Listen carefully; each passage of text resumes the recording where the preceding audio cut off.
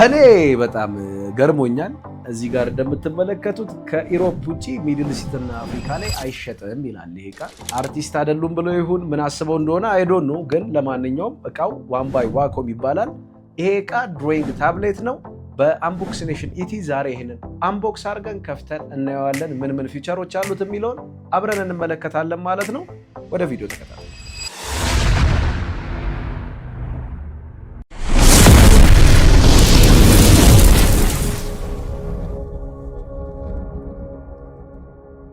በውስጡ እንግዲህ ይሄንን ይመስላል ፓኬጂንጉ።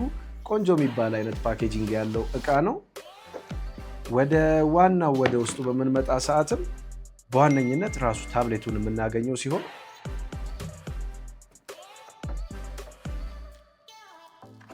ከታብሌቱ ውጪ የዩኤስቢ ማገናኛ ኬብል እንዲሁም ደግሞ የድሮይንግ ፔኑን ነው የምናገኘው።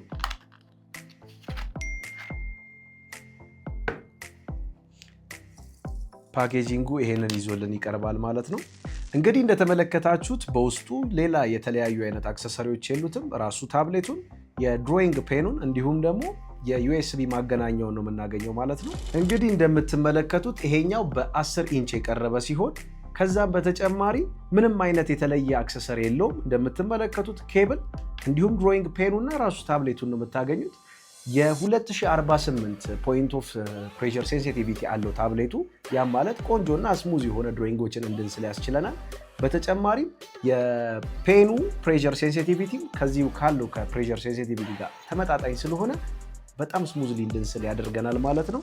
ከዛም በተጨማሪ ከማክ ጋርም ከዊንዶውስ ጋርም ከክሮምቡክ ጋርም ከየትኛውም አይነት የኦፕሬቲንግ ሲስተሞች ጋር ኮኔክት በማድረግ ቆንጆ የሆኑ ድራፍቲንጎች የሆኑ ስዕሎች የሆኑ እንድንስል ያስችለናል። ለአርቲስቶችም ቆንጆ እድል ነው። ለዛም ነው ቅድም ከኢሮፕ ውጭ አይሸጥም የሚለው ነገር ያስገረመኝ። ኢትዮጵያ ውስጥ ብዙ አርቲስቶች ስላሉ ያንን በማስመልከት ነው የሳኩትም።